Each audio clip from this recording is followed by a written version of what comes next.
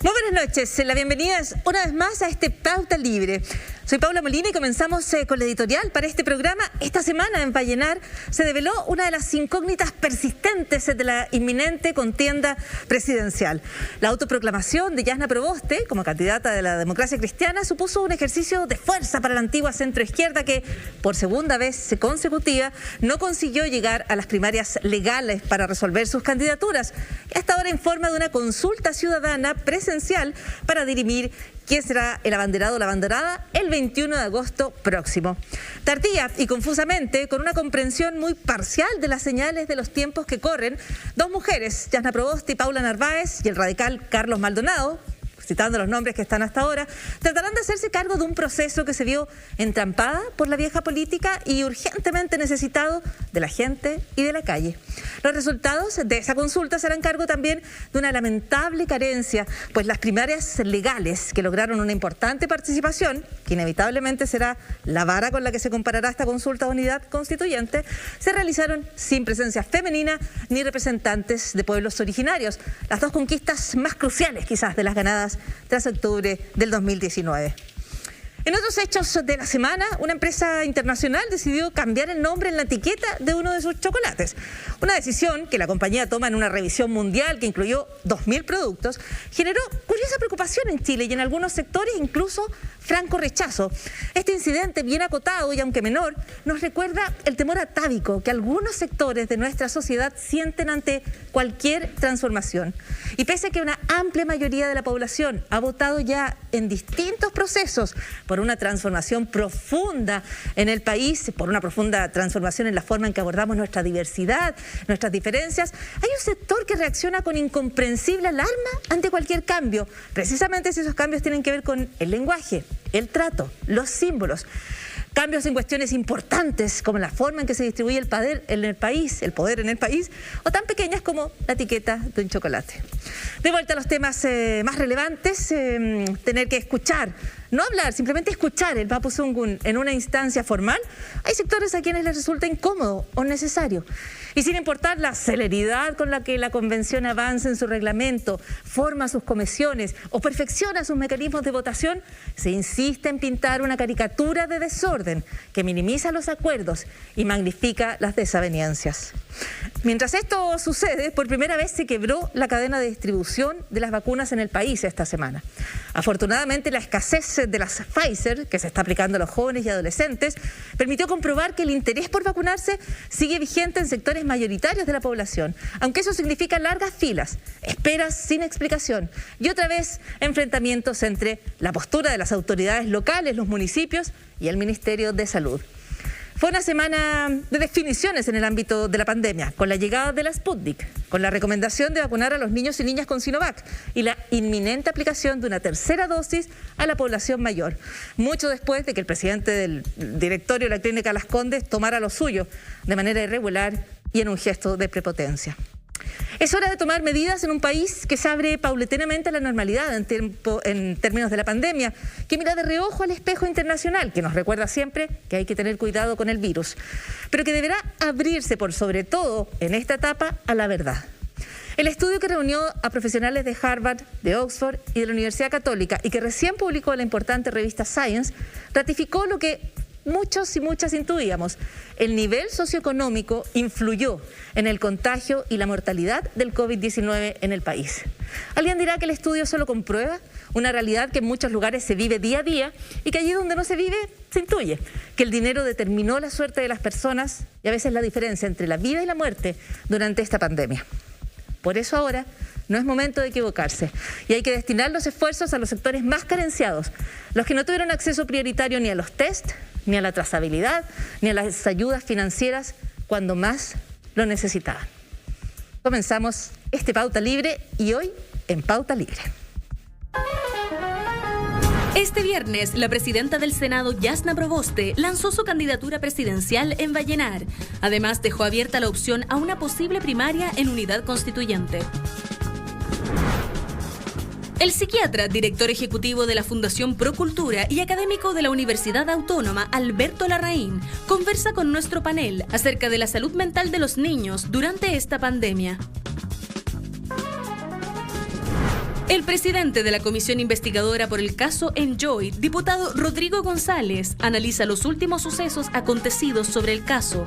Además, Alejandra Matus nos entrega nuevos antecedentes.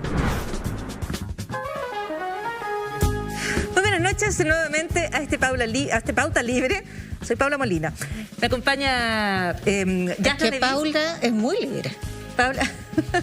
Igual que la pauta. ¿Cómo estás, Yasna Leví? Hola, buenas noches. Muy buenas noches. Muchísimas gracias por la participación siempre en Pauta Libre. Alejandra Matus, muy buenas noches también. Buenas noches. Comenzamos con varios temas en una semana, como todas las semanas durante el último periodo en Chile, cargadas de noticias, de reacciones. Yo creo que propio de un país en cambio, en transformación, ¿no? Y me gustaría partir con el tema de la Convención Constitucional. Me parece que la Convención, si bien avanza en una serie de materias, se está privilegiando una perspectiva respecto a que su andar no sería el adecuado. Una cuestión que, por ejemplo, hoy ataca fuertemente el constitucionalista Javier Couso. Dice, es no conocer la complejidad de estas convenciones en distintas partes del mundo, no ver que sus ritmos son los que está siguiendo la Convención chilena, el apurarse en caricaturizar como que no está funcionando con la rapidez o la premura que se querría. Estoy de alguna manera explicando el argumento que Couso plantea en otros términos. ¿Cómo están viendo la Convención, Yasna? Yo concuerdo con tu punto y con el rescate que haces de las expresiones de Couso, porque claramente en la medida en que no hay una capacidad de dialogar desde la minoría, porque no se ha desarrollado la capacidad de articular diálogo en la derecha, acostumbrados a un subsidio de representación. La derecha siempre ha sido minoría en el Parlamento, desde el retorno de la democracia, pero lograba generar acuerdos, entre comillas, consensos, a través de un subsidio de representación vía quórum supramayoritarios, vía senadores designados hasta el 2005, vía Tribunal Constitucional, etcétera. Desprovistos de esos instrumentos autoritarios de subsidio a su representación, como carecen de una cultura de diálogo democrático, no han sido capaces de desenvolverse en este foro democrático, que no cabe duda alguna que es el más democrático, el más representativo que haya tenido Chile en las últimas décadas. Y ante eso, entonces, despliegan esta estrategia que tú misma mencionabas en tu editorial de emporcar a esta convención.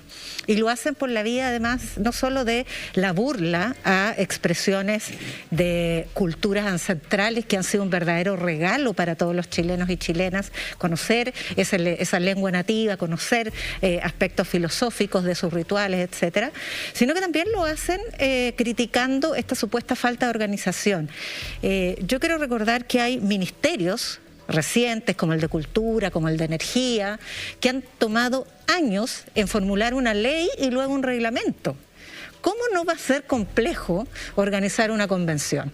Entonces, por la vía de caricaturizar los discursos y convertir un discurso que es un análisis político que hizo Elisa Loncón en este canal, en una entrevista con Mónica González, en que dijo lo que les pasa a la derecha, que se sienten incómodos desde su posición de minoría.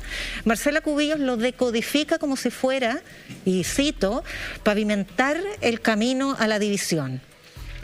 Eso es una interpretación antojadiza de un mensaje que es un análisis político completamente certero y además generoso de parte de Elisa Loncón.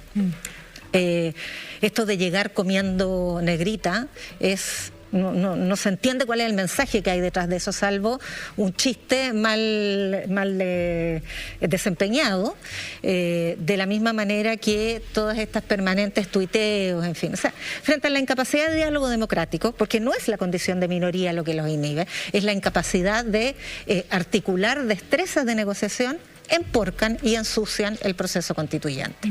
Mientras por el lado de otras mayorías que tampoco han logrado articularse como tal, que están probando estrategias de alianza, sí se ha ido logrando establecer determinadas formas de coaliciones en relación a las 5 comisiones que se establecieron esta semana. Sí, yo más bien creo que ha sido un proceso de articulación ordenado, dialogante, todo lo contrario de lo que aparece en este despliegue de descalificaciones por parte de la minoría de derecha. Claro, apuntar a que es imposible empezar a escribir una constitución si tú no defines, por ejemplo, las comisiones, y dentro de esas comisiones, la comisión de reglamento. O sea, es imprescindible establecer las reglas en las cuales se va a participar, cómo se va a votar, cuáles van a ser los plazos, cuáles van a ser los quórum.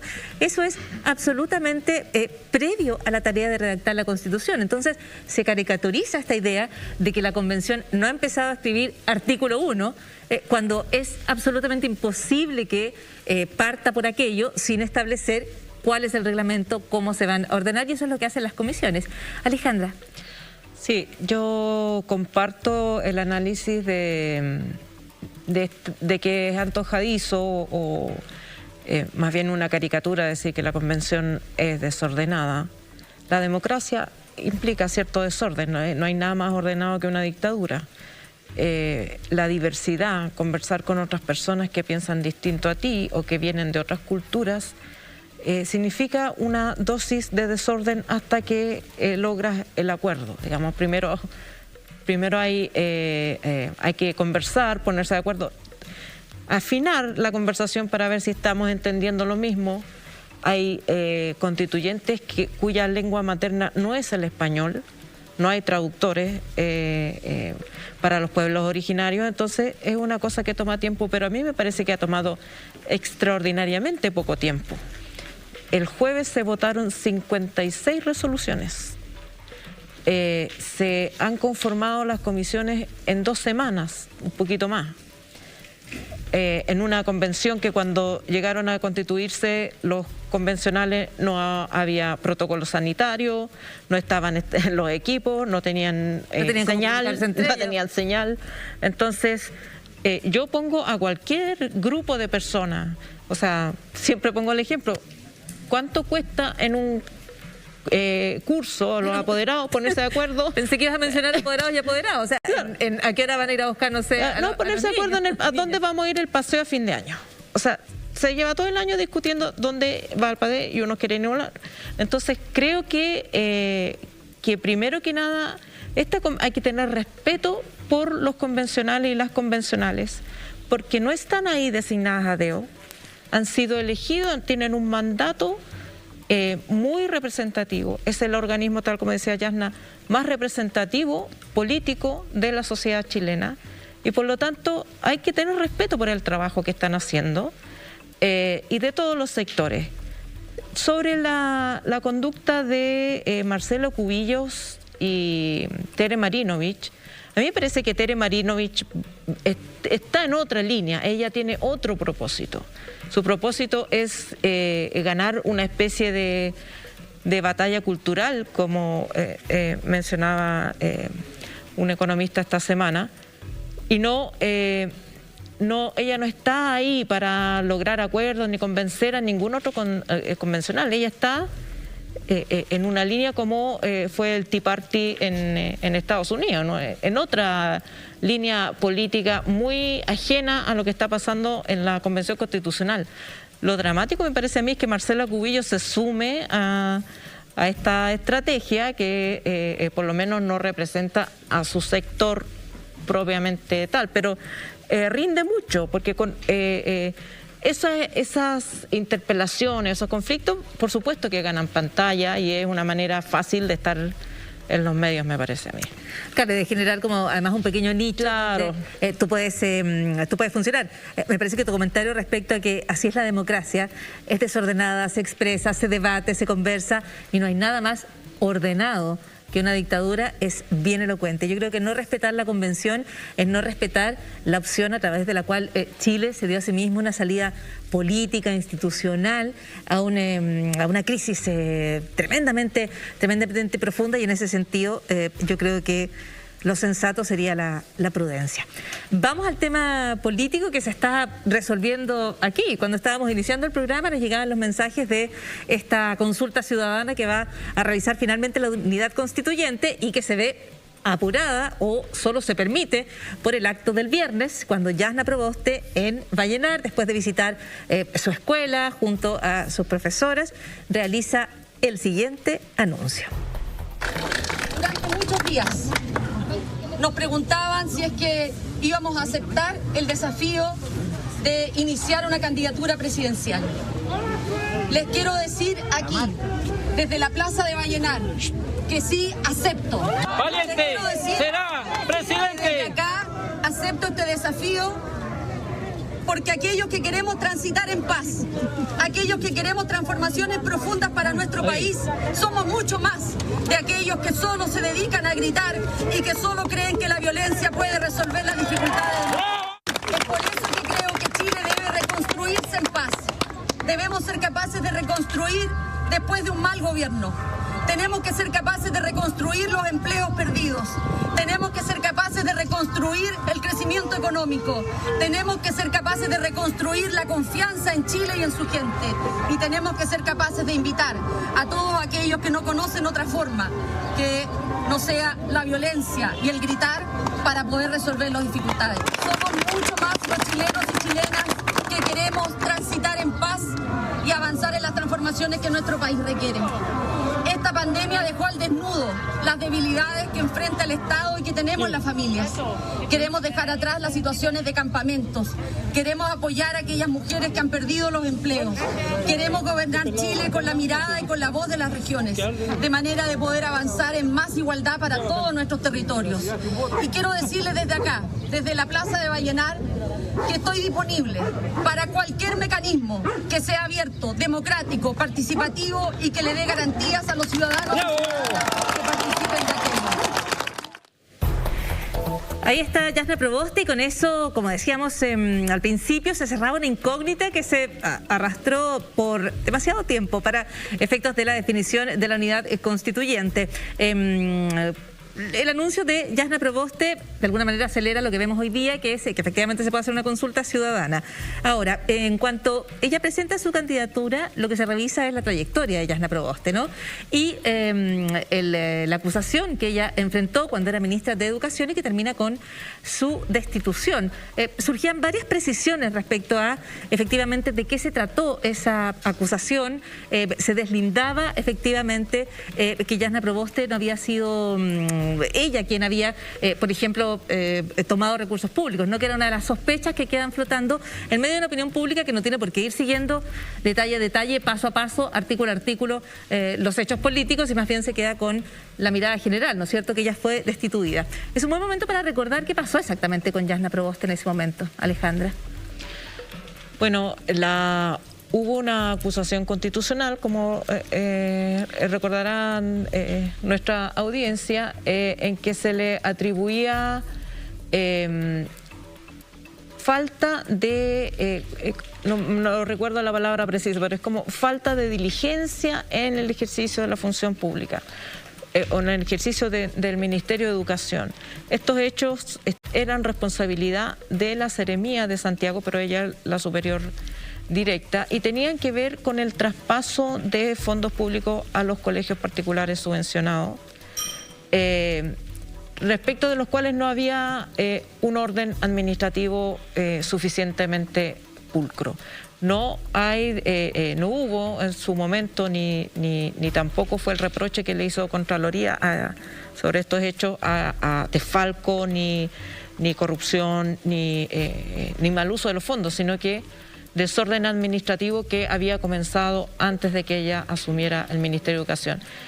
Los hechos, pero más allá de los hechos, yo creo que es interesante la travesía por el desierto de Jasna Proboste, porque Jasna Proboste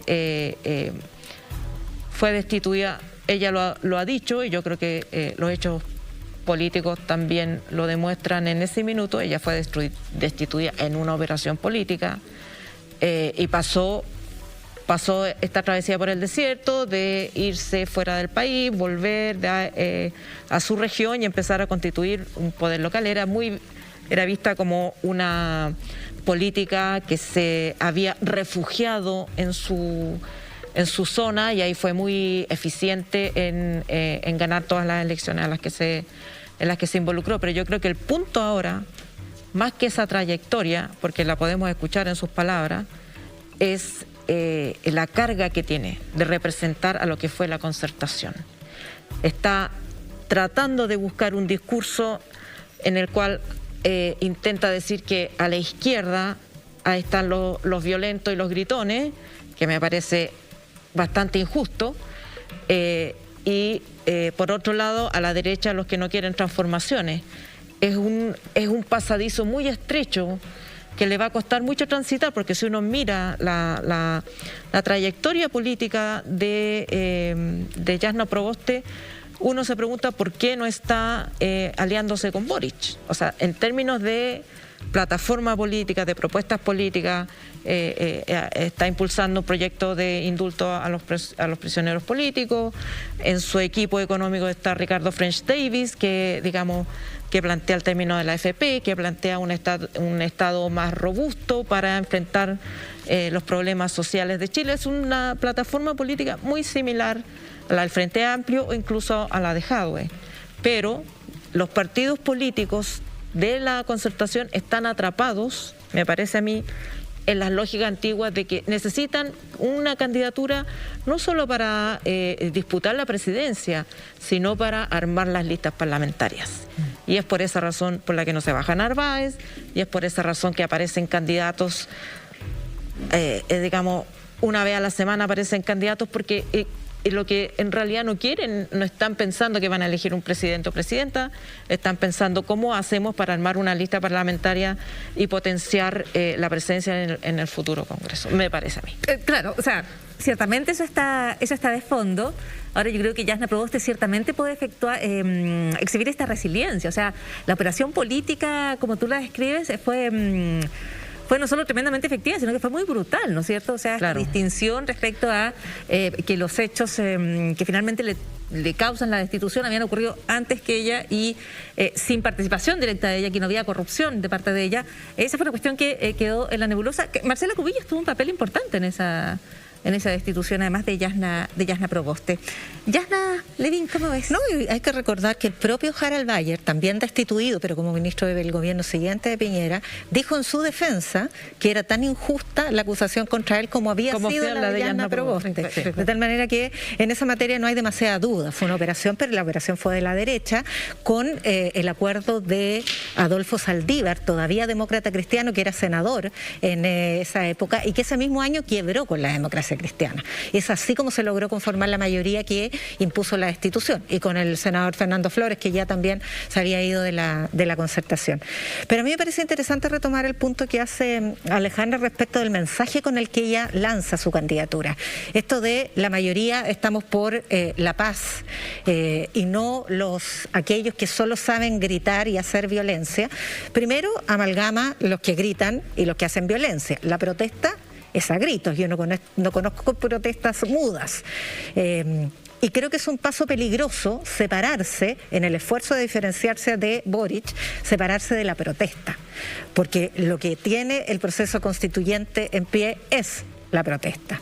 Pero claro, esta cornisa por la que ella camina para no caer hacia la derecha, también buscando espacio en el centro, o hacia la izquierda, que también buscan espacio en el centro, tiene una gran debilidad, y es que si ella se impone en las primarias o consulta ciudadana que se va a hacer el 20 de abril, si es que llega a hacerse, porque recordemos que estas primarias se han caído a última hora, como por ejemplo cuando Soledad Alvear declinó en favor de Bachelet con primarias también ya organizadas, con los votos impresos, etcétera. Ella va a enfrentar una estampida de votación socialista probablemente hacia Boric. Es muy difícil mantener al electorado socialista. Probablemente la estructura partidaria sea muy leal y cumpla sus compromisos, pero el electorado socialista, autónomo, independiente, más, que claro, probablemente ya fue a votar por Boric en la primaria, va a volver a votar por Boric en la primera vuelta. Y el Partido Socialista es el único partido que se mantiene en pie dentro de esa concertación que está agonizante. Entonces, perder a esa base va a ser también muy riesgoso para Jasna Proboste, que además yo creo que la que DC también sigue en pie como partido, pero muy debilitada. Acuérdate que la DC sacó un constituyente y uno que no es DC en realidad, y un electorado bastante bajo. O sea, si tú tomas como referencia el desempeño electoral de la DC en la convención constituyente, estaría en causal de disolución si le ocurriera lo mismo en la parlamentaria. Claro, pero no le pasó así de lo dramático. Mismo, ciertamente, pero no le pasó lo mismo en la elección de gobernadores, no le pasó lo mismo en las concejales, no le pasa lo mismo. Yo creo que es tan difícil, es tan arriesgado apostar a cualquier comportamiento del electorado hoy, porque además es un electorado que se ha ido renovando, donde se suman personas que no votan, los más jóvenes, lo veíamos hoy día, se suman en distintos momentos. Yo sí, pero creo hay un que es un riesgo tremendo. Tenemos un dato concreto, y es que hay 1.200.000 jóvenes que se incorporaron al padrón y que están votando por referentes distintos de los tradicionales. Sí. Y Jasna Proboste, con todos sus atributos personales que son muy potentes. Muy potentes, ella es resiliente, ella es una mujer, es joven, es la única mujer que va a ir. Es Dieguita como Alejandra. El único apellido originario, es que es el único apellido, perdón, pero como en los últimos días, por Dios que les ha dado con ir a buscar los apellidos de los candidatos. Claro, ¿no? El origen, de dónde viene la familia del papá, porque la mamá, la familia. Yo diría que la figura de la mujer y la figura del pueblo originario está completamente copado en la Convención Constitucional, y allí Jasna Proboste no compite. Porque por ahí pasó un par de gente, Dieguita, y por ahí, claro, es una mujer, pero la política tradicional. Yo creo que para ella va a ser muy difícil. No, perdón, pero esto quiere decir que esto es elección presidencial. Tú dices como, ya tenemos mujer de pueblo originario en la convención, eso ya no es una ventaja en términos de presidencial. No, es distinto, pero son liderazgos que están presentes en la sociedad. Entonces la sociedad ya no reclama ese tipo de liderazgo en la presidencial, porque lo tiene donde es más importante, es una hipótesis. Lo sabemos. Lo tiene donde es más importante, que es en Elisa Loncón, por una parte. O sea, lo mismo que Huanchumilla. Hoy día Huanchumilla ya no es el representante de los pueblos originarios en el mundo de la política. Evidentemente es lo menos originario respecto del antiguo elenco. Pero solamente para terminar la idea, yo creo que Jasna Proboste carga, más allá de sus excelentes atributos como líder mujer, pero carga con un lastre de la concertación que es muy fuerte para ella. Porque la escena aquella de el acuerdo transversal de gobierno y oposición en el primer gobierno de Bachelet para derogar la LOCE y aprobar la ley, pasó por desmovilizar el movimiento de los pingüinos, que fue el primero que comenzó esta trayectoria de movilización social, y pasó además por imponer un tipo de acuerdos transversales que está completamente agotado. Y esa foto de las manitos levantadas, tomadas de la mano, va a circular mucho. Aunque sea otro contexto, otra etapa, va a circular y le va a pesar a Jasna Proboste. Claro, ahora uno podría decir que no es del todo justo mirar el pasado con los ojos del presente, en términos de que esos eran en ese momento los espacios que se consideraban posibles, y ya sabemos que estaban muy cortos respecto a lo que era posible y lo que la sociedad chilena quería y demandaba, y siguió demandando. Yo quiero hacer un contrapunto. Yo creo que es injusto en el sentido de que Jasna Proboste fue derribada. Entonces, no creo que esa foto, la aprobación de esa ley en particular, se le tenga que poner en la cuenta, porque si ella hubiera sido tan representante de ese orden, no hubiera habido una operación de la derecha para votarla.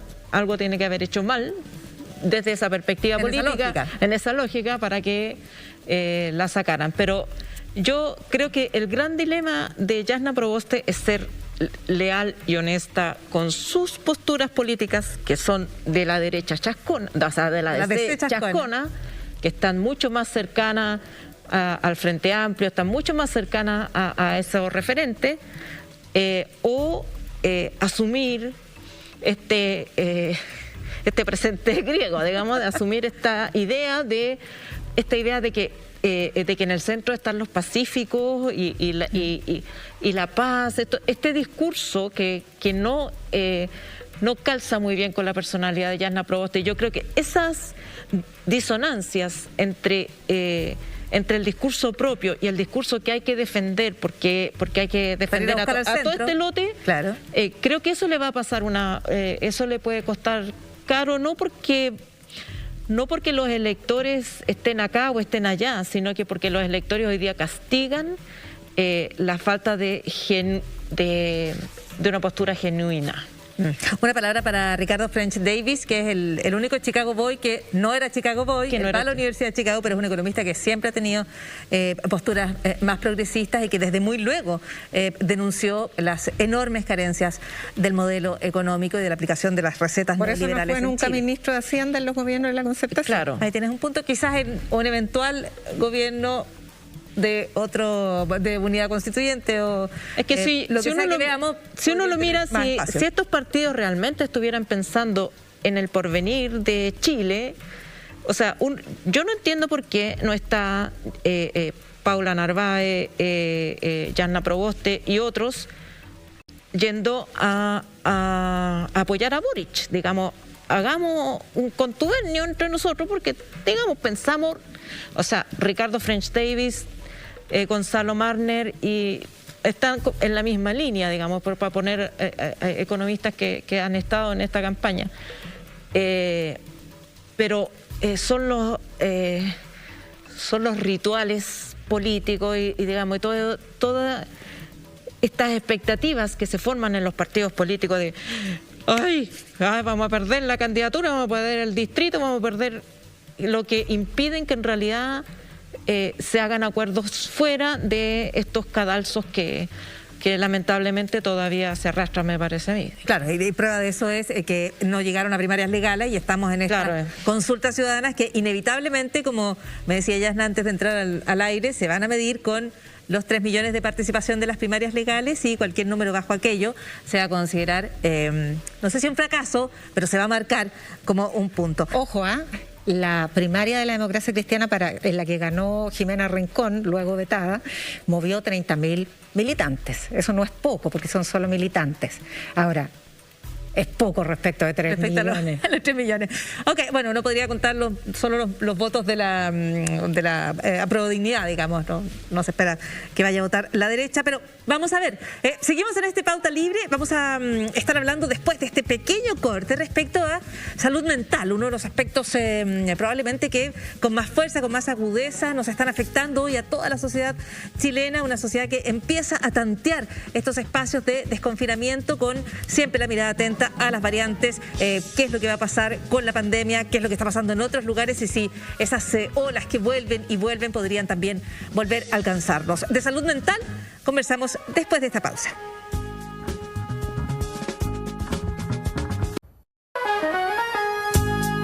En instantes, el psiquiatra Alberto Larraín analiza las consecuencias de la pandemia en la salud mental de los niños. Estamos de vuelta, estamos en este Pauta Libre y queremos Segunda vez el lapsus. Sí, es que el estrés. No, parece que necesitas libertad. De estrés vamos a hablar. Es un grito de protesta. Si mis compañeras Yasna Levin y Alejandra Matus me acompañan. Vamos a hablar con Aldo. Vamos a hablar del estrés. Vamos a hablar de cómo poder manejar una situación tan compleja como la que estamos viviendo en pandemia y particularmente cómo podemos apoyar a adolescentes, niños, niñas, jóvenes que están viéndose particularmente afectados. La postergación de las clases, la necesidad de hacer clases a distancia, allí donde a veces ni siquiera hay una buena conexión a internet o una señal o un dispositivo o se está intentando aprender, tratar de tomar atención a las clases cuando está el resto de la familia también tratando de hacer su día a día. Hay momentos muy complicados cuando se empiezan a abrir los regresos a las clases presenciales, un tema súper debatido en Chile como todos los temas, ¿no es cierto? Nos cuesta encontrarnos en las cuestiones más importantes.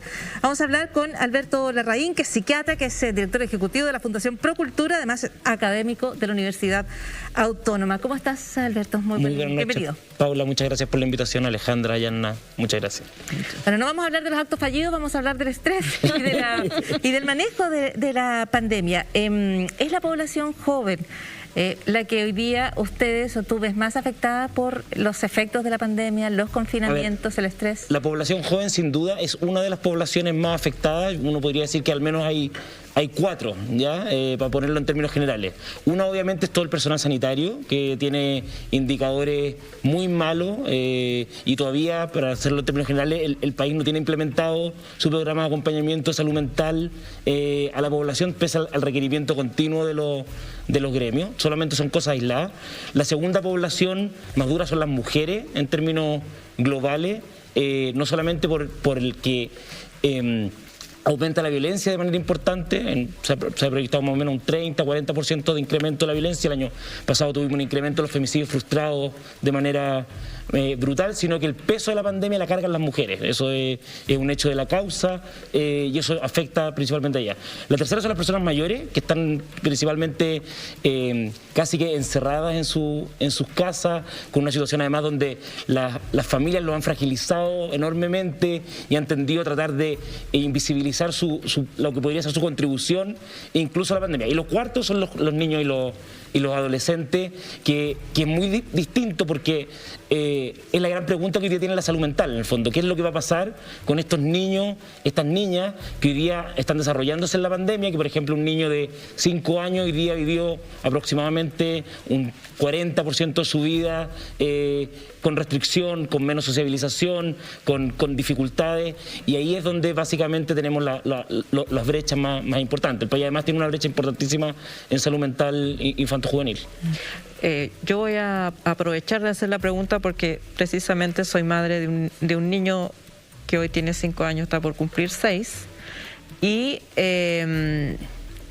este tema lo conversé hace un tiempo en un programa, en un medio digital con Pati Muñoz, que es la defensora de la niñez, y ella tenía la interpretación, o de hecho se están haciendo un estudio al respecto, de que al revés, digamos, de que estas políticas adultocéntricas de pandemia, en que se ha visto a los niños casi como esa palabra que se usó inicialmente, los vectores de la pandemia, que no se contagian, que no necesariamente tienen graves síntomas, pero digamos, hay que protegerse de los niños porque pueden infectar a los adultos, a los profesores, a los adultos en la casa, pero y que de sus necesidades de socializar, porque la escuela no es solo un lugar de aprender cosas, digamos, sino que también de crecimiento, de desarrollo, de intercambio, de jugar, el derecho a jugar, que también está reconocido entre los derechos de los niños.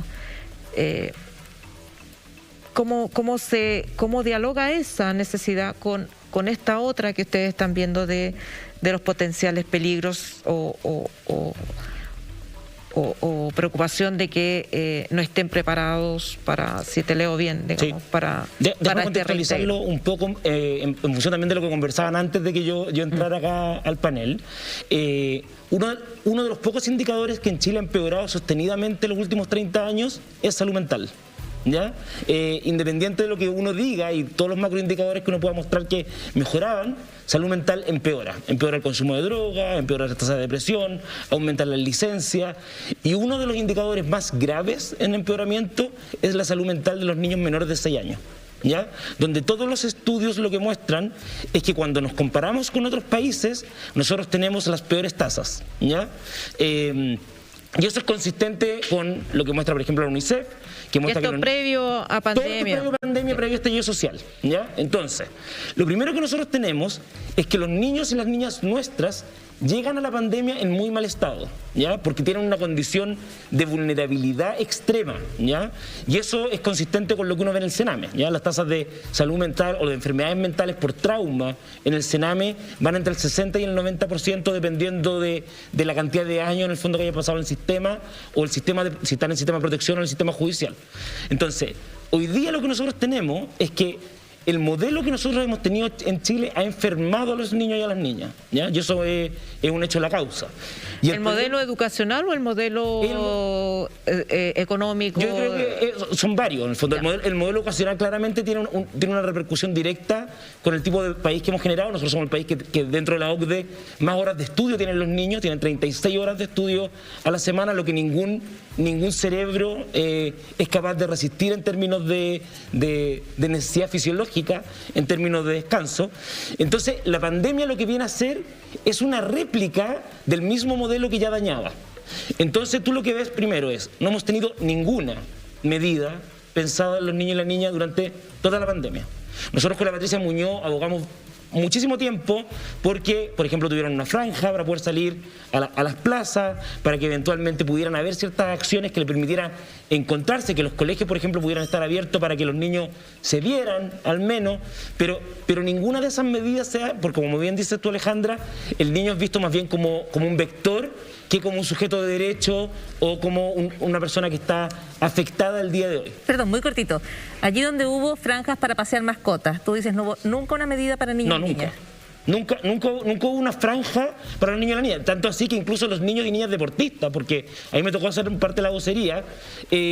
Yo conozco un caso de una patinadora de Bío Bío que la mamá salía en la franja de las 6 de la mañana y le iluminaba con el auto la cancha para que pudiera patinar. O sea, de ese nivel de precariedad estamos hablando. Y cuando vemos el tema educacional, el gran defecto que tiene, que obviamente es el espacio más importante para los niños y las niñas, el desarrollo de parte de sus familias, es que el centro educativo en Chile es la meta y es la nota. Sigue sin ser un espacio de desarrollo personal. Nosotros no hemos tenido, en todo lo que va a la pandemia, espacios de educación socioemocional, por ejemplo, los profesores. Hoy día no está diseñado en el contexto del retorno a clases, no hay una metodología de cómo va a ser el retorno. O sea, no se sabe si los niños van a conversar de la pandemia, van a pasar clases del día 1, los recreos duran exactamente lo mismo que antes, tenemos esta pelea eterna entre el colegio de profesores, los apoderados y el Ministerio de Educación, que muestra básicamente que el interés del niño y la niña es absolutamente secundario. Entonces, al final lo que uno percibe es que el gran riesgo es que efectivamente los indicadores que tenemos, los pocos indicadores que tenemos, muestran que ha ido incrementándose las sensaciones de soledad, de tristeza, que están aproximadamente hoy día entre 1 de cada 3, 1 de cada 4 niños de la población, que gran parte de los niños hoy día tienen una irritabilidad basal. Estamos hablando del estudio de la Universidad de Chile que salió hace un par de semanas, mostraba sobre un 80% en irritabilidad, en faltas de poder tratar en el fondo de seguir instrucciones, alteraciones del apetito. Entonces niños que han subido de peso de manera importante, y eso además va de la mano con el caso de la docencia, que los indicadores de los docentes son de los peores indicadores de salud mental de toda la población. Entonces, hoy día nosotros tenemos una condición muy precaria donde el foco sigue siendo el CIMSE, la prueba PISA, la prueba de selección universitaria, sin poder poner el bienestar en el centro y ver cómo nosotros vamos a ser capaces de enfrentar esto. Ahora, esto además se ve cruzado por la tremenda desigualdad que hay en la realidad ya adversa para todos los niños y niñas, en particular para aquellos más vulnerables en términos socioeconómicos. Estaba viendo la encuesta de experiencias educativas del Centro de Investigación Avanzada en Educación de la Universidad de Chile, que se conoció en diciembre del año pasado, y decía que mientras 8 de cada 10 niños de escuelas privadas tienen clase al menos una vez al día, online por supuesto, en el caso de la educación pública es 3 de cada 10. Hay 2 de cada 10 alumnos de educación pública que dicen nunca tener clases online. Hay 12% de hogares que no tiene un computador en la casa. Entonces, lo único peor que ir a la escuela es no ir, y sin recibir educación online. Entonces, esta brecha de formación que ya es precaria para todos los niños y niñas, respecto de los más y las más vulnerables, ¿cómo se puede dimensionar y cómo se puede revertir? A ver, eso es súper interesante, Yanna, porque cuando partió la pandemia, la OMS dio 2 recomendaciones en términos de salud mental, que eran las 2 recomendaciones más importantes. La primera es que las vocerías tenían que ser unificadas, ¿ya? No nos servía tener las distintas voces de la sociedad hablando cosas distintas en todo momento, que cosa que ha pasado en Chile durante toda la pandemia. ¿Ya? Toda la pandemia. Y la segunda indicación era que la pandemia no se podía transformar en un espacio de inequidad per se, que tú no podías percibir que el trauma o lo que se te iba a generar iba a depender del espacio social que tú estabas viviendo. El año pasado, o a principios de este año, la alcaldesa de La Pintana, Claudia Pizarro, dijo que el 50% de los niños de La Pintana habían reprobado el año escolar el año pasado. O sea, si el país no es capaz de dimensionar lo que significa que el 50% de los niños pierde un año escolar y no es capaz de hacer lo propio, como tú bien dices, entregando internet, entregando facilidades, entregando material en las casas, pero además logrando dimensionar que esta es una condición distinta a cualquier otra. Entonces, no podemos pretender que los niños sigan aprendiendo logaritmos y sigan aprendiendo los mismos conocimientos que antes. Este era el momento, y eso es lo que dice las Naciones Unidas, en que las asignaturas que tradicionalmente eran menos relevantes tenían que ponerse en el centro.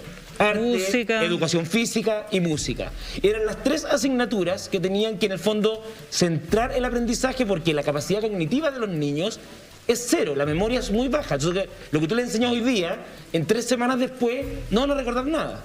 Pero seguimos con la dinámica de la guía, el aprendizaje y de esa manera. Y perdón, es pavoroso ver esta cantidad de laptops apiñados en las bodegas de la Municipalidad de Santiago durante meses sin que todavía se distribuyan. Más allá del laptop y del internet, que es un problema, el mayor problema es que los niños tienen que ser acompañados por alguien. Además. Y ese alguien en general es la madre. Y si la madre tiene un trabajo adicional, y si son más de un niño en la casa, normalmente no alcanzan ni los recursos, ni la capacidad psicológica, mental, física, incluso de los acompañantes adultos de esos niños. Muchas niñas asumen las tareas domésticas de la madre, secundan a la madre. Entonces, las niñas, también se ha detectado que las niñas que en tiempos normales tienen un aprendizaje más rápido o van más avanzada que sus compañeros varones, han ido retrocediendo. La deserción escolar ha aumentado. Pero mi pregunta es, en este escenario, que tal como tú dices, no hay preparación, no volver a clases presenciales, o sea, se han abierto los moles, y no abrir las escuelas es una bomba atómica para muchas familias, o sea, digamos. Yo voy a partir diciendo que yo mis hijos los he mandado cada vez que se han abierto las escuelas. ¿Cuánto la hora? Partir declarando ese hecho, ¿ya? Y tiene que ver principalmente con que ellos también han tenido deterioro en su salud mental, pero efectivamente echan de menos su colegio, echan de menos sus amigos y con todas las dificultades que hay. Ahora, el problema que hemos tenido, de nuevo, tiene que ver con cómo se va discutiendo el tema. El Ministerio de Educación ha tratado de poner permanentemente la discusión desde el punto de vista del aprendizaje, ¿ya? Y de los contenidos que los niños no van a recibir, versus lo que debería haber sido el centro, que tendría que ver con el cuidado de los niños y cómo nosotros nos hacíamos cargo de esas familias que son más vulnerables y cómo las acompañamos de mejor manera. Entonces, hoy día estamos efectivamente en un diálogo que no llega a ninguna parte, entre las distintas partes, entre los apoderados, el colegio de profesores y el ministerio, donde no logramos tener los mínimos. El mínimo en todos los países ha sido la apertura de los colegios. O sea, ese era el primer espacio general que teníamos que abrir, pero nosotros tomamos otra jerarquía y partimos con los malls, partimos con el comercio, partimos con un montón de otras cosas, porque efectivamente para nosotros país, la prioridad sigue siendo lo económico por sobre el tema del bienestar. Nosotros, por ejemplo, hemos dicho hasta el cansancio, hay que aumentar las vacaciones, hay que disminuir las jornadas, los trabajadores tienen que tener unas vacaciones en invierno, pero todas esas recomendaciones no dicen nada, pese a que las licencias de salud mental solo crecen y crecen. Ok, pero ¿qué hacemos en esa conversación que ha sido tan difícil y donde no nos hemos puesto de acuerdo, cuando desde profesores, profesoras, lo que se apunta es que ellos no es su rol cuidar a los niños, ¿no es cierto? Ellos siempre dicen, nosotros no somos una guardería, ellos tampoco cuentan con apoyo de salud mental, también han tenido una situación sumamente difícil, de mucha inestabilidad. ¿Cómo poder resolver mejor esa conversación? Para contextualizar un poco, en la encuesta de Elige Educar, que es una de las grandes que tenemos en términos de salud mental de los profesores, que va a salir esperamos en las próximas semanas una nueva, muestra que casi el 80% de los docentes están estresados, agobiados, con insomnio y con mucha dificultad. Yo me atrevería a decir que en general los docentes en Chile tienen un alto nivel de compromiso con sus estudiantes, hacen muchísimas más cosas que los que les corresponden, pero es inviable pretender que sigan cumpliendo las mismas metas, el mismo currículum en este contexto, ¿ya? Entonces la pregunta que tú decís, Paula, es muy buena. ¿Qué hacemos? Lo que nosotros necesitamos hacer es que efectivamente el bienestar pase a ser un criterio. Y pasa a ser un criterio ordenador de la pandemia, y lo llevamos pidiendo muchos meses. Si el bienestar es un criterio ordenador, por ejemplo, tú rápidamente dices, mira, este año no hay CIMSE. ¿Ya? Este año no hay CIMSE y hay ciertas evaluaciones y no hay evaluación docente, y no hay metas sanitarias en los consultorios. Y tampoco aplicar las notas como siguen aplicando a los profesores. Claro. Este año los niños van a tener promoción automática, no van a tener notas, vamos a eliminar las tareas escolares y vamos a hacer un proceso de readecuación. Entonces, la recomendación para los papás que nos escuchan es: hoy día los niños están tanto o más estresados que ustedes. No crean que porque están en la casa no tienen en el fondo el estrés que están viviendo. Entonces, uno tiene que ser capaz de dimensionar qué es lo que ellos han vivido también. Los adolescentes también. O sea, imagínate lo que es un cabro que está hoy día en segundo año de universidad y tuvo cuarto medio con estallido social, no tuvo graduación. Primer año de universidad, no conoció ningún compañero. Segundo año de universidad, sigue en la misma dinámica. Entonces, hay situaciones muy complejas y que, además, como dice la Alejandra, van generando inequidades. Yo estuve revisando el otro día las cifras de la UNICEF para América Latina y es impresionante la diferencia entre las cifras de salud mental de las niñas versus los hombres. Estamos hablando de niños de 10 años.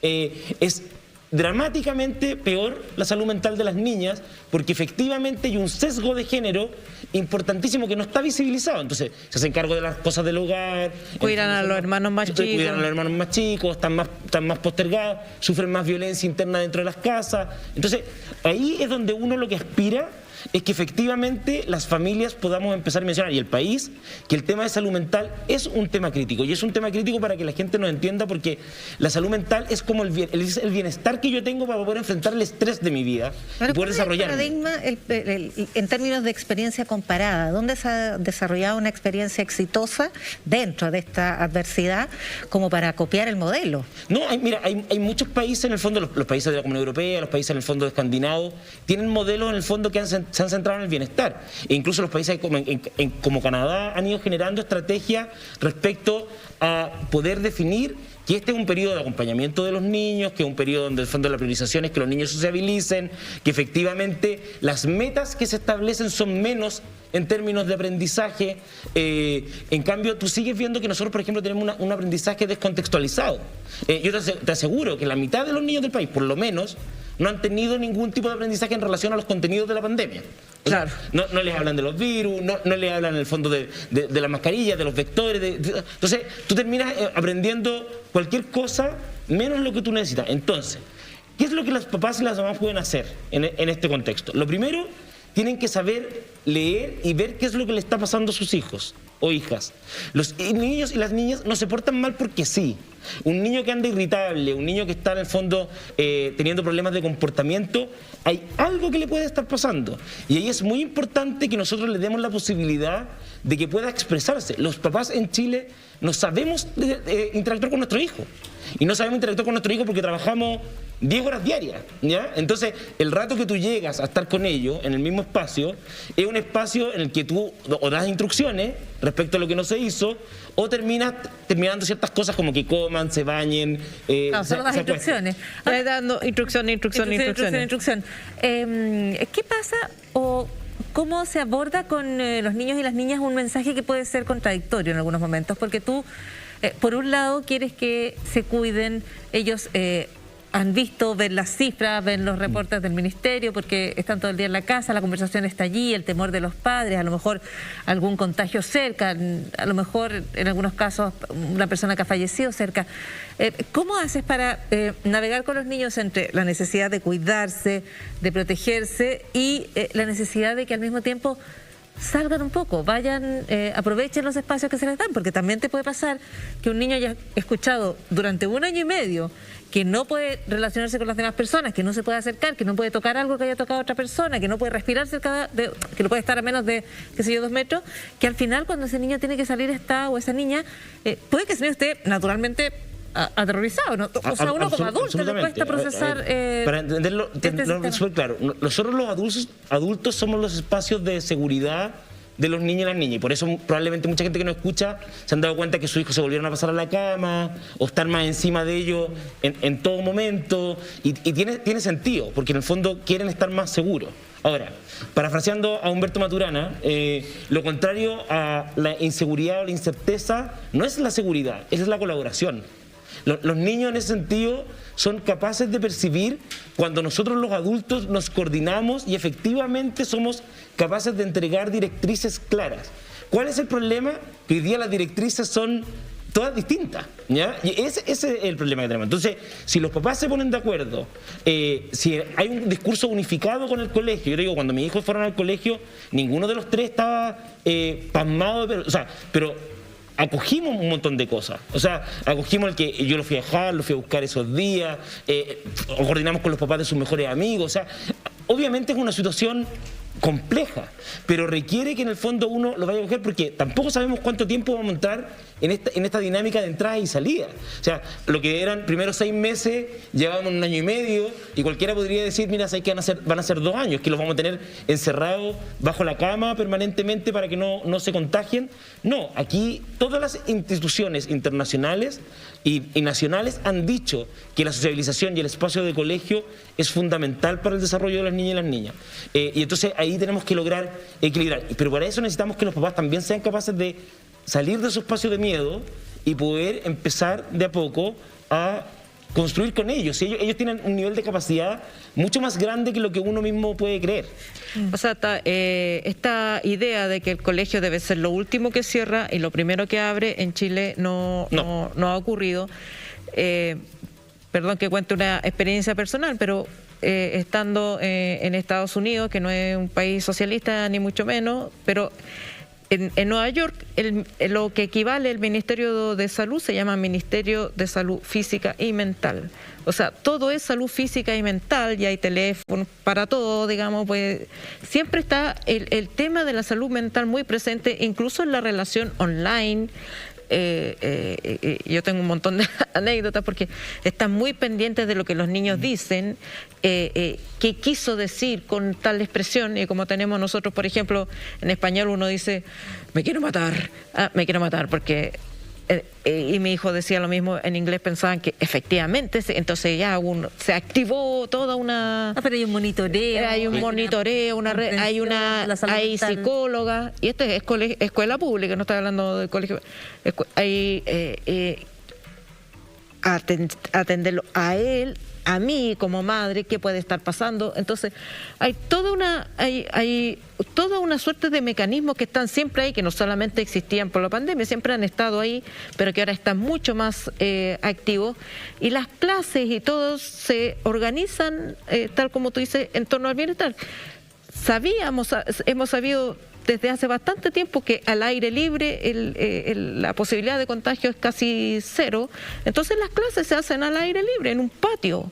Y no son clases dictados, son juegos. Entonces, espacios de educación. Juegan, pero los niños ven a otros niños, juegan, están en contacto con la naturaleza. Tocar la tierra, porque además de estar encerrado, muchas familias ni siquiera tienen un patio. Son espacios pequeños, los guetos verticales son terribles. Hay bebés que han nacido en pandemia que no conocen, no han salido de un departamento. Entonces, pero hay cosas que se pueden hacer que son simples. Ahí me tocó participar en la Comisión Presidencial de Salud Mental del COVID. ¿Ya? Estuvimos durante 7 meses yendo 2 veces a la semana con senadores, diputados, ministros, subsecretarios. Yo creo que las recomendaciones no se implementaron por ninguna. Ninguna de las recomendaciones. No tenemos campaña comunicacional, no tenemos las cosas que se han pedido. El presupuesto de salud mental en Chile es de los más bajos del mundo. del mundo. Hace 2 o 3 semanas aparece el reporte de que dan las clínicas del incremento del intento de suicidio en adolescentes, ¿ya? Mercurio, página completa, en el fondo, incluso una clínica diciendo que había aumentado 16 veces el intento de suicidio en adolescentes. El lunes cerraron las camas de salud mental, el Ministerio de Salud, en los hospitales públicos. La reconvirtió a cirugía. Esa es la realidad que nosotros tenemos. La realidad que nosotros tenemos es que de verdad creen que lo que nosotros hacemos no es ciencia, ¿ya? No logran tomarle el peso, pese a que son la primera causa de licencias médicas. Y lo que te dicen es, no, es que los chilenos mienten, se las consiguen, son licencias falsas, cuando la realidad es que la población está reventada. Esa es la realidad, los niños están reventados, sus papás están reventados, sus docentes están reventados. Entonces nosotros necesitamos ciertos criterios mínimos, establecer más vacaciones y de verdad la gente que nos escucha, los empresarios, es la mejor inversión que pueden hacer para sus empresas, para sus lugares de trabajo, porque nosotros, por ejemplo, en Procultura, la fundación que yo dirijo, dimos una semana de libre disposición de vacaciones ahora, que la gente dijera en cualquier momento cuándo se la quería tomar, que la programáramos, y es establecer cuáles son los mecanismos para poder cuidarnos entre nosotros, porque es muy desgastante. Todos nosotros estamos hoy día cansados, durmiendo más mal, con agotamiento mental, nos damos cuenta que la concentración está más lenta, que la memoria está más mala. Entonces, seguir invisibilizando este tema es brutal. Ni siquiera hemos tenido una campaña comunicacional, ni siquiera una frase de radio. Eso es lo que nosotros, mira, uno no es que aspire de verdad a ser la punta de lanza, ni que tengamos que todo tema sea salud mental, pero de verdad tenemos 5 millones de afectados en el país, 5 millones. Esa es la realidad de personas hoy día que requieren acompañamiento y tratamiento. Tenemos menos de 1 millón de cupos. Entonces, o educamos, y por eso agradecer el espacio, o de verdad aquí no va a haber forma. El país puede caer en recesión posterior por todo lo que va a empezar a salir cuando empiezan a salir las cuarentenas. Van a empezar a aparecer todos los aumentos de violaciones, todos los temas de maltrato intrafamiliar. Todo eso está descrito. Hay países, Japón, por ejemplo, acaba de abrir un Ministerio de la Soledad en el contexto de la pandemia, por el aumento de suicidio que tuvo. Sí. Entonces, si aquí no hay que inventar la rueda, es cosa de mirar cómo está la evidencia y ver en el fondo qué cosas podemos implementar para que esto mejore. Bueno, y por lo pronto es dejar de mirar con sospecha las licencias médicas o dejar de pensar desde la sospecha nuevamente cualquier planteamiento que se haga respecto a la necesidad de abordar la salud mental. Es bien dramático lo que nos cuentas, Alberto, particularmente de la forma en que le hemos fallado a niños y niñas durante esta pandemia, y no llevamos 3 meses, ni 6, ni 9, llevamos 1 año y 7 meses ya en esta situación. No es tarde para llegar un mensaje único, para seguir las recomendaciones de la Organización. Como decía Yarna, la pregunta es qué va a pasar con esos niños que reprobaron el año pasado. ¿Van a volver a reprobar este año? Un niño que pierde 2 años escolares deserta. Y nosotros sabemos que la deserción es el camino inicial al consumo de droga. Ya hay 40.000 deserciones escolares. Sí. Hay muchísimo que seguir conversando y hemos tratado de aportar algo desde este espacio. Muchísimas gracias, Alberto, por haber estado hoy día con nosotros. Muchas gracias a ustedes. Tenemos un libro de regalo para ti, Recetas Conciencia, de Gabriel León y María Paz Contreras. Le agradecemos a Penguin Random House por ese pequeño obsequio. Alberto Larraín, psiquiatra, director ejecutivo de la Fundación Procultura y académico de la Universidad Autónoma. Muchas gracias, Paula. Muy buenas noches a todas. Gracias. Seguimos en este Pauta Libre, nos vamos a un pequeño corte, pero vamos a volver con nuevos antecedentes del caso Enjoy. Alejandra Matus nos traerá más detalles y vamos a estar conversando con el diputado Rodrigo González. Todo eso después de esta breve pausa.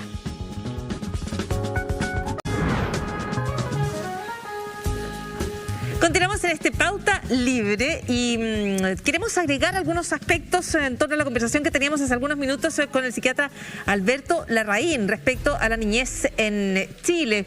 Se presentó y prosperó ante el Tribunal Constitucional el requerimiento contra la Ley de Protección Integral a la niñez, Yarna. Súper grave, porque tanto el Tribunal Constitucional lo impugnó y luego el presidente de la República presentó un veto contra un proyecto que había avanzado 6 años en el Congreso, y las impugnaciones tienen que ver con frases como derecho a salud, derecho a educación sexual laica y no sexista, le pareció inconstitucional al tribunal. Derecho a asociación y reunión para niños, niñas y adolescentes le pareció inconstitucional al Tribunal Constitucional. Y, por supuesto, el concepto de autonomía progresiva del que el conservadurismo normalmente bastante ha recelado. Este es un proyecto que responde a varias representaciones del sistema internacional de Naciones Unidas contra Chile por no cumplir la Convención de Derechos del Niño de la Infancia, suscrito hace 30 años. Chile está violando las disposiciones de esa convención porque, de acuerdo a nuestra legislación, y si no prospera ese proyecto en los aspectos en que han sido vetados, los niños no son sujetos de derechos, sino que son objetos de propiedad. Es muy grave lo que ha sucedido, ojalá el Congreso lo pueda revertir, porque de lo contrario, estas vulneraciones a la infancia, a los niños y adolescentes, no solo en pandemia, sino que estructuralmente se van a seguir produciendo. Hablando de demoras. Oye, ¿me permite una 30 años. observación sobre esto? Porque mi tema es la educación. Antes de la presentación, pero vamos a tener que presentarlo en ese caso, bueno. diputado Rodrigo González nos acompaña esta noche en el estudio, es el presidente de la Comisión Investigadora del caso Enjoy. ¿Cómo está, diputado? Muy buenas noches. ¿Cómo están? Qué gusto estar con ustedes aquí. Muchísimas gracias. El apunte que usted quería hacer respecto al tema de la niñez, de la Ley de Protección Integral a la Niñez. Bueno, me parece que estamos como que estuviéramos volviendo a la barbarie. La verdad es que es inconcebible que se haya presentado un veto ante este proyecto que ha sido aprobado con tal mayoría en la Cámara, con muchas objeciones, sobre todo la derecha más conservadora, pero los conceptos fundamentales que han sido objetados forman parte de la Ley General de Educación. O sea, yo creo que tiene bastante pocas posibilidades, digamos, de que ese veto pueda prosperar en el Tribunal Constitucional si es objetivo, ¿no?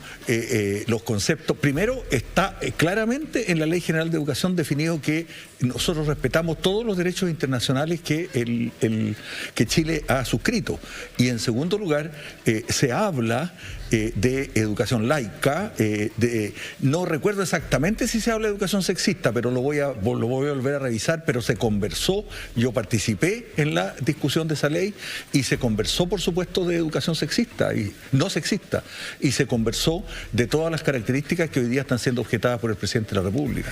Es una cosa absolutamente inconcebible. Recordemos que este gobierno partió con el eslogan "Los niños primero".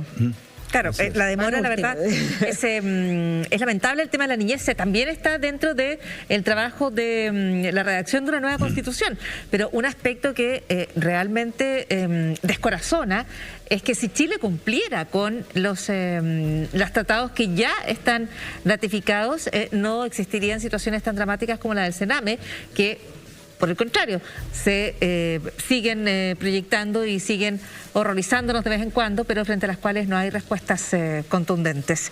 Es excelente apunte, Yasna Levin. Hablemos del caso Enjoy, porque el 21 de julio, o sea, recién la Contraloría General de la República emitió un dictamen respecto del caso, descartando la existencia de conflictos de interés y la comisión de infracciones por parte del presidente Sebastián Piñera.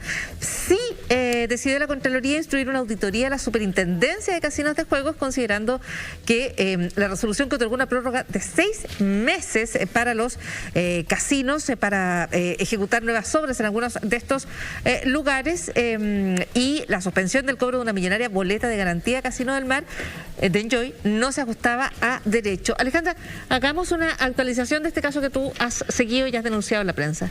Sí, creo que vamos a separarlo en dos partes. Primero, respecto a la responsabilidad del presidente, la Contraloría lo que investigó es si el presidente, al dictar el famoso decreto 77, que recordemos es un decreto que se dictó el 28 de enero de este año, y que permitía la prórroga de obras tanto al Casino Enjoy, que eran cuatro casinos del Casino Enjoy, y uno de Sun Dreams, si es que lo requerían por la excepcionalidad de la pandemia.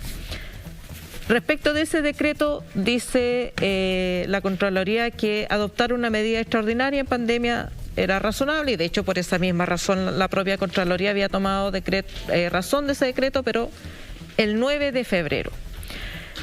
Si el presidente tomó esta decisión tratando de favorecer sus propios intereses económicos, porque las empresas que administran su fortuna, los fideicomisarios, BTG Pactual y Moneda Asset, son inversionistas en Enjoy. no solamente son inversionistas, sino que garantizaban, tenían por un lado la boleta de garantía, la había puesto BTG Pactual, por lo tanto si se cobraba la boleta de garantía estaba en serios problemas. Y por otro, Moneda Asset garantizaba el 50% de la deuda de Enjoy, que si se le cobraba la boleta de garantía y además eso iba a significar que se le cancelara la concesión, también entraba en grave riesgo. Sobre ese punto la Contraloría dice, mire, nosotros fuimos y le preguntamos a Moneda Asset y a las tres empresas si le habían contado al presidente en qué están invertidos sus dineros. Y esa empresa dijeron no. Muy bien, entonces no hay interés. No hay conflicto de interés. Claro. ¿Por qué? Porque la Contraloría no tiene ninguna herramienta judicial para, por ejemplo, pedir los correos, para, digamos, ir más allá de simplemente confiar en la palabra de estas tres empresas que están constituidas, dos de ellas por amigos del presidente, digamos, histórico. Perdón, ¿y Contraloría no tiene esa facultad porque se trata de privados? Porque la Contraloría porque se trata de privados. Aparato público. Porque se trata de privados. Entonces tiene que atenerse a lo que le digan. Entonces lo que la Contraloría está diciendo, nosotros fuimos, preguntamos y sobre la base de lo que nos dijeron no hay interés. No hay ningún indicio de que el presidente haya tenido un conflicto de interés. Perdona, ¿y no le preguntan al presidente? Porque le preguntaron al presidente a través, y respondió el Ministerio Secretaría General de la Presidencia, que no, que el presidente no sabía en qué estaban invertidos sus dinero y no lo sabía previamente, por lo tanto su interés no está comprometido. Pero vuelvo al hecho de que la Contraloría de este punto hace un control formal de papeles o de lo que se le responde a estas preguntas que hace. No tiene facultades para investigar, para requerir judicialmente como tendría un fiscal, por ejemplo, que puede decir, bueno, no tuve conocimiento, bueno, comprendo, pero muéstrame correo, vamos a incautar el computador, vamos a poner escuchas telefónicas, no sé lo que sea. No tiene las herramientas Contraloría. Tú dijiste que hay dos aspectos. ¿Podemos detenernos en ese aspecto? Entonces, preguntarle al diputado Rodrigo González cómo ve esta primera información, que es la que se vio de manera más vistosa en la prensa, ¿no es cierto? Durante la semana lo que decía es que la Contraloría descarta conflicto de interés del presidente en relación al caso Enjoy. Diputado, ¿es esa decisión de la Contraloría suficiente? Yo creo que es insuficiente y sobre todo yo creo que el presidente debe estar muy enojado por el fallo de la Contraloría. Muy enojado, y les quiero contar por qué. Porque lo que dice la Contraloría, si uno lee, digamos, el texto de fondo... Entre líneas, lo que dice la Contraloría es que si hubiese tenido el fideicomiso en la mano y hubiese podido trazar, ¿no?, las inversiones, habría probablemente podido saber si algún fondo de los que él tenía invertido en BTG Pactual o en Moneda podrían estar invertidos en Enjoy. O sea, la Contraloría no dice nada. La Contraloría no se pronuncia, la Contraloría se lava las manos, ¿no? Piñera, en definitiva, digamos, queda exento de una culpa formal en virtud de la opacidad del sistema legal. O sea, esto porque no hay normas ni hay instrumentos en que la Contraloría hubiese podido actuar para saber y trazar el destino de los fondos, ¿no? El presidente, desde luego, tenía que contestar, y Moneda Asset igual era obvio. Decían, mire, nosotros no le hemos dicho nada al presidente, pero fíjese usted que el secretario general de gobierno dijo que él sabía que el presidente no tenía ninguna relación con... El ministro del Interior de la época, claro. Claro, no, Belolio, claro. Belolio dijo, yo doy certeza que no hay ni un solo peso del presidente de la República que esté invertido en Enjoy. ¿Cómo lo sabe él? Y además, el comisario debería ser ciego, digamos, exacto, dónde está la plata, no podría haber declarado nada, Belolio. Pero lo más interesante de esto es que en el propio informe de Contraloría se señala que se sabe que Enjoy tiene inversiones en BTG Pactual y en moneda, ¿no? Claro, ese punto es súper importante, que Contraloría ratifica que estas dos empresas tienen inversiones en Enjoy. Eso es muy importante. Claro. Pero dígame usted, el presidente, él cuando elige su empresa de fideicomiso, no pregunta dónde esa empresa fideicomiso tiene invertido su fondo. ¿El presidente no sabrá eso o tiene que preguntárselo? ¿Pero quién tiene que preguntárselo? El Ministerio Público. En la denuncia que nosotros presentamos ante el Ministerio Público, tiene que preguntarle al presidente: señor Piñera, ¿usted sabía que Enjoy tenía inversiones en BTG Pactual y en moneda? Y yo estoy seguro que el presidente no va a poder decir que no. Es muy difícil que diga que no. Porque ¿cómo? Entonces es un presidente inconsciente o irresponsable que le entrega a cualquier empresa y no sabe dónde esa empresa que le administra sus fondos, dónde tiene sus fondos invertidos y qué riesgo puede incurrir. Entonces podemos inicialmente decir, mire, el presidente primero tiene que aclarar si sabe o no sabe qué pasaba, digamos, y si había inversiones de Enjoy en moneda asset. Además, esa es una empresa que él conocía hace mucho tiempo y que hay muchas relaciones cruzadas con muchas personas. Recordemos que el presidente nombró presidente de NAP al presidente de BTG Pactual. Y por lo tanto también el presidente podría tener, digamos, también muchas relaciones informales por debajo y por alguna parte, digamos, en que algo se filtra, ¿no? Y todo eso, ¿quién lo puede investigar? No lo puede investigar la Contraloría no lo puede trazar. Entonces, ¿qué tenía que hacer la Contraloría? Decir, no pasa nada en esto. Pero sí, dijo la Contraloría, la superintendencia de casinos sí que tiene mucha responsabilidad. Ese era el otro punto que quería explicar. A la pausa para que Alejandra nos explique la segunda lista, que es la decisión que plantea respecto a la superintendencia. ¿Lo vamos en la pauta? No. ¿En la pausa? ¿Ahora? Al tiro.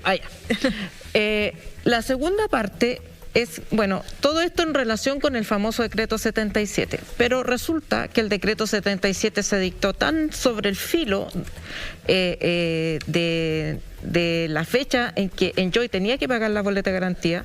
El decreto sale el 28, Enjoy tenía que pagar el 30 y el decreto no alcanzaba a salir de Contraloría. ¿Qué pasó? Que hubo una decisión de la Super de Casinos y Juegos en esos mismos días, y que dice, mire, estamos esperando que la Contraloría nos responda a una pregunta que le hicimos en diciembre, y como esa pregunta no ha llegado, vamos a suspender el procedimiento a la espera de ese dictamen.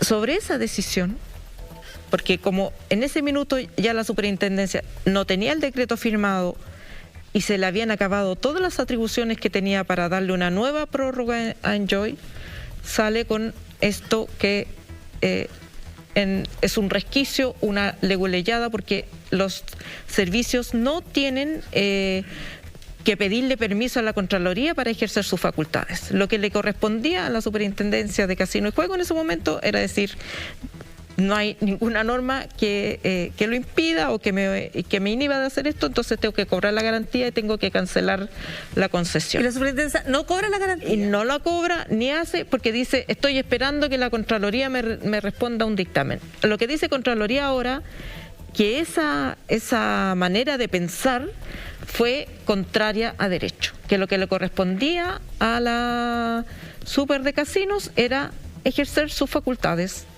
en este caso, cobrar la boleta y cancelar la personería, la concesión a Casino Enjoy.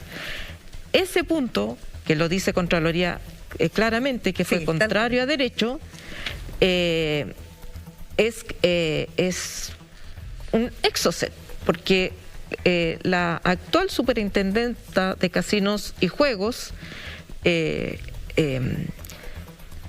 debiera renunciar, se le debiera hacer un juicio de reposición, que se hace con un funcionario que viola la ley a la hora de tomar una decisión, digamos, está en una situación bastante incómoda, y sobre todo la pregunta es, ¿qué va a pasar entonces? Porque como no se cobraron las garantías, Enjoy siguió existiendo Y en abril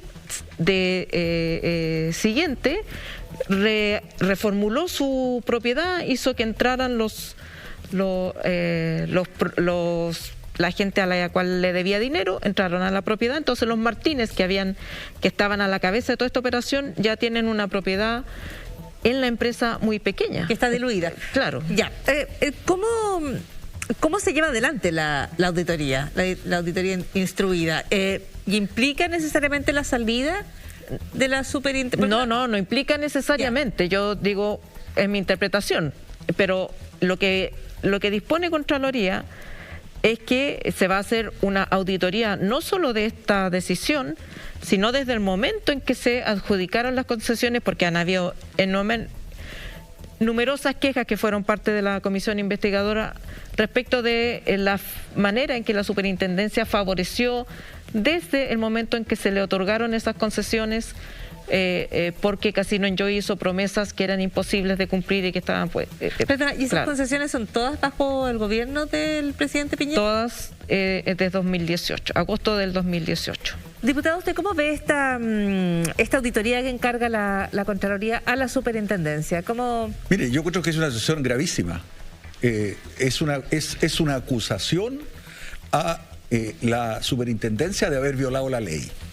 La Contraloría dice, la superintendencia violó la ley, no cumplió, no se ajustó derecho, no cumplió con las normas legales y aplicó una norma o una resolución que no debió haber aplicado porque el decreto, en definitiva, no tenía ninguna validez legal, porque no había sido tramitado en la Contraloría, no había recibido, digamos, la toma de razón de la Contraloría, que es fundamental para que un decreto tenga validez legal. Pero la señora superintendenta, con el decreto en la mano, dijo, yo voy a actuar y lo voy a hacer conscientemente y le voy a hacer este favor a Enjoy. Y entonces voy a dictar este decreto. Fíjate, todo esto se hizo en 4 días. Yo creo que esto lo decidieron ellos a último minuto, de salvar a Enjoy a último minuto. El 25 recién dicta la resolución la Contraloría. Y el día 29 toma la decisión, o sea, toma el decreto, dicta una resolución y el día 29 definitivamente da las instrucciones para que pueda suspenderse el cumplimiento de todas las obligaciones que tiene Enjoy con los municipios, con los gobiernos regionales y además de cobrar las boletas de garantía y de exigir el pago de lo que le debe a los municipios. O sea, en la práctica esto es un tremendo salvavidas. Es un salvavidas total. Que viene desde la superintendencia, por lo menos eso es su efecto. Es tan grave que nosotros pusimos, y le quiero leer el texto, en la denuncia que hicimos ante el Ministerio Público lo siguiente. Mire lo que pusimos, dice. En este caso, quizás pudiera haber ocurrido que en la superintendencia de Casinos de Fuego, por negligencia inexcusable, malicia, u órdenes o sugerencias insistentes, se hubieran dado a Enjoy más beneficios o espacios que de un estrecho apego a la ley mediante no habría recibido. Esa es la acusación que nosotros les hacíamos y le pedimos al Ministerio Público que lo investigue. ¿Qué conducta es esa? Es una conducta en el Código Penal que se llama prevaricación. Artículo prevaricación, artículo 228 del Código Penal. Y por lo tanto, lo que vamos a hacer ahora ¿Me lo dice después de la pausa? querella. ¿Sí? Me lo dice después de la pausa. Diputado González, nos tenemos que separar brevemente, pero vamos a seguir hablando del caso Enjoy después de esta pequeño corte aquí en el Pauta Libre.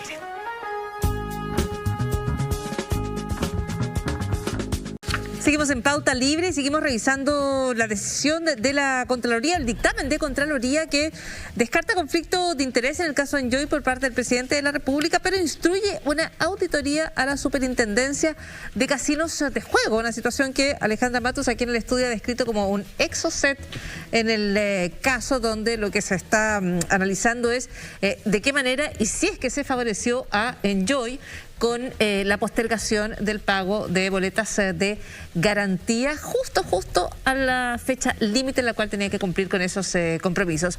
El diputado Rodrigo González de la comisión que está a cargo de esta investigación en el caso Enjoy nos estaba contando cuáles eran las acciones legales que se estaban avanzando, preparando y en las cuales se estaba observando el caso Enjoy. Bueno, con esta resolución de la Contraloría aparece evidente que la superintendenta burló y, digamos, no cumplió con la ley y por lo tanto, habiendo violado la ley, se configura una figura que en el Código Penal se llama prevaricación, ¿no? Cuando un funcionario facilita, digamos, de que la ley no se cumpla o que haya negligencia en el cumplimiento de la ley. Negligencia excusable o malicia. Sí, perdón, para eso no hay que esperar que termine esta auditoría. No, nosotros vamos, como tenemos una denuncia hecha sobre esto y ya nos habíamos referido a que posiblemente existía ese delito en el escrito que ya entregamos, ahora le vamos a decir al fiscal, el fiscal Almendrari, que está llevando esta causa, le vamos a decir, mire, aquí la Contraloría dijo exactamente lo que está en este texto, aquí se configura, investíguelo por favor, el posible delito de prevaricariato, en que se favoreció directamente a una empresa por negligencia inexcusable o por malicia, en conocimiento. Porque en este caso, aquí hay malicia, porque ella sabía perfectamente que le estaba salvando la vida a la empresa, que no le estaba cobrando la boleta de garantía, no le estaba obligando a pagar sus deudas, cuando la empresa estaba justamente en dificultades y habría quebrado y chao. Chao, Enjoy, ¿no? Si eso hubiera ocurrido. Que es lo mismo que está ocurriendo, y les voy a explicar después por qué, hoy día en Puerto Varas. Pero lo interesante, digamos, del caso es que aquí la situación, digamos, que pone muy en dificultad también al ministro de Hacienda y a todo el gobierno en relación con la protección que le han estado dando a esta funcionaria. No, esta funcionaria hoy día, en la situación en que está y con el dictamen que ya dictó la Contraloría y con la auditoría que abrió a todo el proceso de adjudicación de licencias. Recuérdense que se adjudicaron licencias para Viña, Pucón, Iquique, 5 casinos. Puerto Varas. Y en todos esos casos, la comisión investigadora determinó todas estas irregularidades y gracias a estas irregularidades realmente se le prorrogó durante mucho tiempo las obligaciones a Enjoy.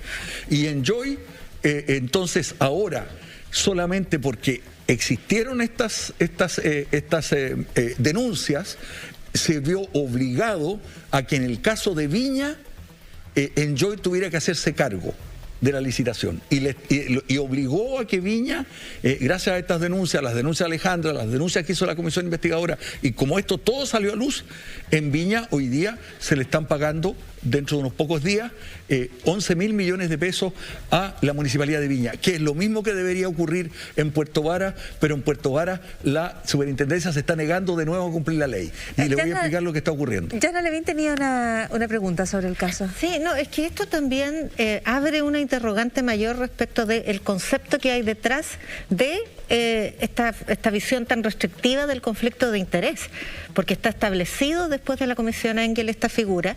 Sin embargo, siendo público y notoria, de público conocimiento la amistad del presidente Piñera con esa sociedad, se considera que no hay antecedentes suficientes como para establecer el conflicto de interés. Y efectivamente, en estricto rigor, apegado a la ley, lo que dice la Contraloría es efectivo, a pesar de que vulnera la fe pública, el sentido común y todo el conocimiento que se tiene al respecto. Entonces, eso es uno, ¿qué pasa con esa regulación? Y segundo, esto es algo que ocurre también en toda la superintendencia. Hay aquí una visión de la regulación de las industrias que también es bastante neoliberal por lo demás, porque hay una tendencia, además de la puerta giratoria de que el superintendente o la superintendenta pasa luego al directorio de alguna de las industrias reguladas, tiene un concepto de su función reguladora y fiscalizadora que tiende más bien a proteger a la industria, aunque sea en contra del interés del consumidor, por ejemplo, de la ciudadanía, que a verdaderamente regularla y fiscalizarla. Esto es una cuestión estructural, me parece a mí. Entonces me gustaría que nos contara desde el punto de vista legislativo cómo se abordan estos vacíos. Qué buena tu pregunta, Yasna. estamos en una comisión investigadora, 2 por así decirlo, donde estamos investigando todo el sistema de AFP y el sistema financiero, donde lo que ha aparecido es justamente lo que tú estás diciendo, ¿no? Los conflictos de interés prácticamente, digamos, no se supervisan, y el sistema financiero y el régimen de inversiones es lo que estamos llegando, avanzando, digamos, en la investigación. El sistema y el régimen de inversiones lo establece un órgano que se llama CTI, ¿no? La Comisión Técnica de Inversiones, quien junto con otro organismo que se llama CCR, el comité, digamos, de la Comisión Calificadora de Riesgo, son los que determinan todo lo que ocurre en el sistema de inversiones. Ese sistema es un sistema autorregulado, donde los que predominan no es el sector público, ¿no? El superintendente tiene muy pocas facultades frente al CTI y frente a esta CCR. Y es un sistema donde la superintendencia en estos órganos colegiados tiene prácticamente la mayoría, en el CTI por lo menos. Y ese régimen de inversiones ha establecido normas reglamentarias que superan la ley y que han dejado sin cumplimiento la ley, que prohíbe que los fondos de los trabajadores que administran las AFP puedan ser invertidos directa ni indirectamente en AFP o sociedades relacionadas con la AFP o sociedades relacionadas con el sistema de inversiones. Pero nada de eso se cumple. ¿Por qué? Porque justamente, digamos, no hay una regulación de los conflictos de interés, y ahí se estableció un club de personas muy restringidas, muy pequeñas, que manejan la inmensa mayoría de los fondos y de los recursos que existen en el sistema financiero chileno. Son miles y miles de millones de pesos.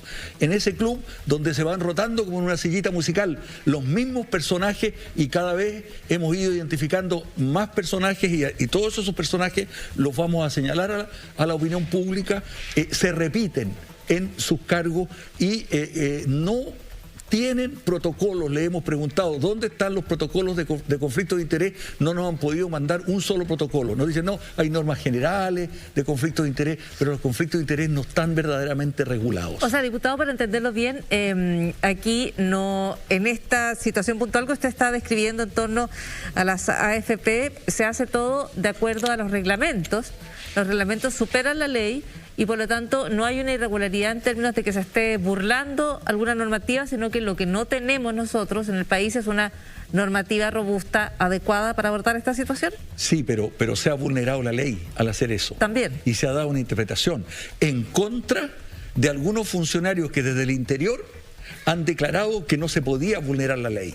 Y eso forma parte también de la investigación que vamos, digamos, a entregar a medida, digamos, de que se vaya descubriendo todo lo que ha ido apareciendo allí. Y lo interesante, digamos, es que la comisión tiene como objetivo no solamente detectar todas estas irregularidades, conflictos de interés, triangulaciones, el caso Volcom, el caso Hábitat, el caso ILC, todos esos casos donde hay triangulaciones de fondos de las AFP que son ilícitos o ilegales, sino que la comisión tiene como misión proponer una normativa, ¿no?, que efectivamente haga predominar el interés público en el sistema de inversiones. Ya, pero esta no es materia que debería estar en el Ministerio Público. ¿Perdón? No son... si usted dice que aquí sí se ha burlado la ley, ¿esto no lo debería investigar la justicia? Se burló la ley conscientemente. En un momento una superintendenta dio las instrucciones para que ese reglamento predominara sobre la ley. Y eso vamos a tener que mostrarlo como ha surgido, como evidencia, digamos, de todo el trabajo que venimos haciendo. ¿Y aquí se refiere al caso Enjoy o se refiere al caso de la... Se refiere a todos los casos, y se refiere también al caso Enjoy porque, digamos, Moneda Asset y BTG son algunos de los principales jugadores, son los Maradona y los principales. En el otro lado también. Del otro lado también. Así es. Ellos están asesorando además a Enjoy, asesoraron a Enjoy en su reestructuración, y ahora se instaló en Gloria Majestad, uno de los profitadores más grandes del sistema de AFP, que es el sistema, las empresas de seguro, y dentro de las empresas de seguro, Penta y Euroamérica hoy día son prácticamente los nuevos dueños de Enjoy. Y nosotros sabemos quién está detrás de Penta, quién manejaba todos los fondos de Penta y cómo a través de Penta se corrompió la política y se usaron fondos, digamos, de uso ilegal para financiar actividades políticas que, digamos, eran ilícitas. Sí, no solamente quería hacer un comentario, que volviendo al caso Enjoy, en el caso de la superintendenta de Casino y Juego, no es solamente la acusación de haber favorecido a la industria en general. De hecho, son los otros operadores de casinos los que han denunciado también que hay una acción en particular para favorecer a Enjoy por sobre los demás. Entonces, es una actitud de preferencia por uno de los actores de la industria. Y también creo que es importante que siempre se dice que estos organismos reguladores en realidad no obedecen a la autoridad política porque tienen autonomía, pero la Superintendencia de Casino y Juego es una entidad reguladora con muy poca autonomía. Es una entidad que depende del Ministerio de Hacienda y cuyo nombramiento es personal de confianza. Ella tiene nombramiento de personal de confianza, no tiene un nombramiento autónomo a través del Congreso, como tiene, por ejemplo, el fiscal nacional u otras autoridades del Estado que sí tienen una autonomía mayor reconocida y donde el presidente tiene menos posibilidad de pegar un telefonazo, pero la Superintendencia de Casino no está entre esas tipos de autoridades. La Superintendencia de Pensiones también está en una situación bastante compleja ahí porque, digamos, efectivamente ha permitido que esto ocurra y que la prohibición absoluta que existía, digamos, de que no hubiese ni inversiones directas ni indirectas de las AFP en estas administradoras generales de fondos, al final se vulneró y se dictó una norma de resquicio que lo que llaman inversiones no significativas. Estos vehículos de inversión podían ser instrumentos para usar los fondos de AFP y acumular grandes fortunas. El caso de Volcom, el caso de muchas de esas empresas, digamos...